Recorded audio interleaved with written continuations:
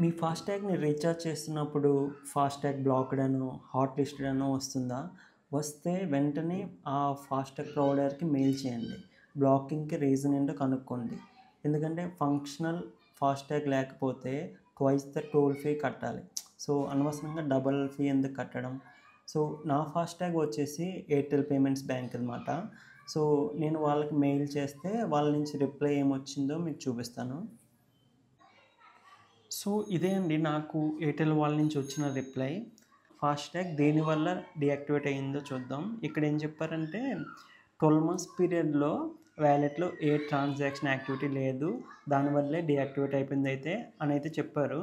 So, దీని meaning ఏంటంటే నేను వాలెట్‌లో లాస్ట్ 12 మంత్స్‌లో ఎప్పుడు ఎడిషన్ అమౌంట్ ఏది యాడ్ చేయలేదనమాట.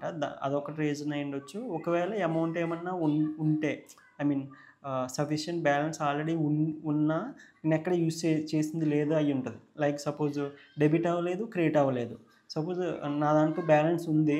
నేను లాస్ట్ 12 మంత్స్‌లో ఎక్కడ వాడలేదు అనుకోండి. టోల్ ప్లాజాలో ఎక్కడ. సో, దానివల్ల కూడా డీయాక్టివేట్ అవ్వచ్చు. లేదంటే నేనెప్పుడు లాస్ట్ 12 మంత్స్‌లో ఎప్పుడు యాడ్ చేసింది లేదు. అలాంటి సమయంలో కూడా డీయాక్టివేట్ అయిపోతుందన్నమాట. సో, బెటర్ ఏంటంటే మీరు అప్పుడప్పుడు చూసుకోవాలి. 8 మంత్స్‌కి, 9 మంత్స్‌కి అట్లా ఒక రూ. 10 అట్లా రీచార్జ్ చేస్తే బెటరు. నేనైతే మినిమమ్ 500 మెయింటైన్ చేస్తాను ఎప్పుడు. సో, అప్పుడప్పుడు మీరు గుర్తొచ్చినప్పుడల్లా ఒక రూ. 10 అట్లా అయితే యాడ్ చేసుకోండి. అప్పుడు డీయాక్టివేట్ అవ్వదు. ఎప్పుడు హాట్ లిస్ట్ అవ్వదు. సో, వీళ్ళు మెయిల్‌లో చెప్పిన బెస్ట్ సొల్యూషన్ ఏంటంటే ఎయిర్టెల్ థాంక్స్ యాప్ ఉంటది కదా! దాన్ని ఇన్‌స్టాల్ చేసుకొని మన మీ ఫాస్టాగ్‌కి ఏ నంబర్ అయితే లింక్ అయిందో దాంతో లాగిన్ అవ్వాలని అయితే చెప్పారు. లాగిన్ అయ్యాక వీళ్ళు ఒక 2 లింక్స్ ఇచ్చారుమాట. సో, మీరు లాగిన్ అయిన తర్వాత ఎయిర్టెల్ థాంక్స్ యాప్‌లో ఎక్కడ కనిపించదు. రీయాక్టివేట్ ఇలా చేయాలి, అలా చేయాలి అని. సో, వీళ్ళ ఇచ్చిన లింక్స్ క్లిక్ చేస్తే మీరు మొబైల్‌లో గానీ ఈ లింక్స్ ఓపెన్ చేశారనుకోండి. ఇక్కడ ఒక లింక్ ఉంది. ఇక్కడ ఒక లింక్ ఉంది ఫిక్స్ అకౌంట్ అని. అప్పుడు మాత్రమే మీకు ఆ వాలెట్‌ని రీయాక్టివేట్ చేసుకునే ఛాన్స్ అయితే ఉంటుందన్నమాట. సో, మీరు మొబైల్‌లో థాంక్స్ యాప్ డౌన్‌లోడ్ చేసుకొని రిజిస్టర్డ్ మొబైల్‌తో లాగిన్ అయ్యాక ఈ 2 లింక్స్‌లో ఏదో ఒక దాన్నయితే క్లిక్ చేయాలి. ఖచ్చితంగా ఈ రెండిట్లో ఒకటైతే పనిచేస్తుంది. సో, కొంతమందికి పాన్ కార్డ్ అడగొచ్చు. Pan number. పాన్ నంబర్ ఇచ్చేస్తే అది యాక్టివేట్ అయిపోతుంది. కొంతమందికి ఆధార్ నంబర్ అడుగుతుంది. ఆధార్ నంబర్ ఇచ్చేస్తే యాక్టివేట్ అయిపోతుంది. ఓకే. వన్స్ యాక్టివేట్ అయిపోయాక మీరు ఆ వాలెట్‌లో అడిషన్ చేసుకోవచ్చు. అమౌంట్ ఎంతో కొంత యాడ్ చేసుకోవచ్చు. ఓకే. అలాగే ఫోన్‌పే నుంచి వన్స్ అది యాక్టివేట్ అయిపోతే ఫోన్‌పేలో ఆ ఫాస్టాగ్ అనేది రీచార్జ్ చేసుకుంటా ఉండొచ్చు. ఓకే. ఇదొక్కటి బెస్ట్ మాట and easiest way of doing. And వీళ్ళు ఇంకొకటి కూడా చెప్పారు. ఇంకొకటి కొంచెం కష్టం మాట. ఇక్కడ చూడండి self attested scanned copy of Aadhaar.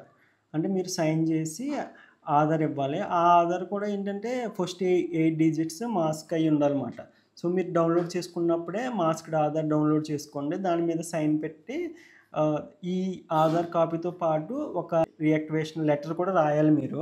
అందులో క్లియర్‌గా మీ name, date, signature, mobile number, request for reactivation అన్నట్టుగా రాసి సేమ్ ఆధార్ కాపీతో మీరు అటాచ్ చేసి మెయిల్ పెట్టాలి. వాళ్ళ మెయిల్ ఇదండి weCare@airtelbank.com వీళ్ళకి మెయిల్ పెడితే రీయాక్టివేట్ చేస్తారు. సో, మీరు వెంటనే వాళ్ళు రీయాక్టివేట్ చేశాక మీరు ఫాస్టాగ్‌ని రీచార్జ్ చేసుకోవాలి. ఇక్కడ ఇక్కడ చెప్పారు. హ్మ్.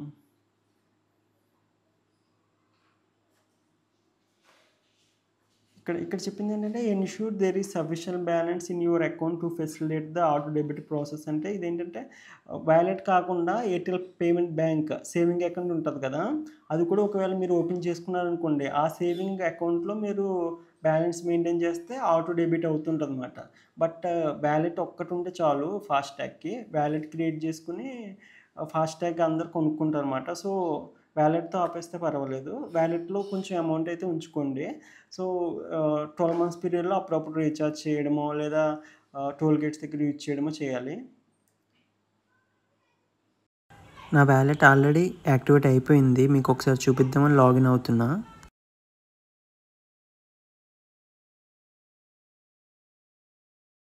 ఫాస్టాగ్‌లోకి వెళ్ళి కూడా చూపిస్తా. నా కేవైబీ ఇంకా ప్రోగ్రెస్‌లో ఉంది. కేవైబీ మ్యాండేటరీ మాట. కేవైబీకి మీరు ఆర్సీ ఫ్రంట్ ఫోటో ఒకటి, విండ్ స్క్రీన్ మీద ఉన్న ఫాస్టాగ్ ఫోటో ఒకటి, ఫ్రంట్ నేమ్ ప్లేట్ అదొకటి, సైడ్ ప్రొఫైల్, కార్ యొక్క సైడ్ ప్రొఫైల్, ఇవన్నీ ఫొటోస్ అప్లోడ్ చేయాల్సి వస్తుంది. నా ఫాస్టాగ్ వెంటనే యాక్టివేట్ అయిపోయింది. నేను వెంటనే 3 times రీఛార్జ్ కూడా చేసేసాను సేఫ్టీ పర్పస్ గురించి. మినిమం బ్యాలెన్స్ మెయింటైన్ చేద్దామని ఇకపైనైనా. Thank you for watching.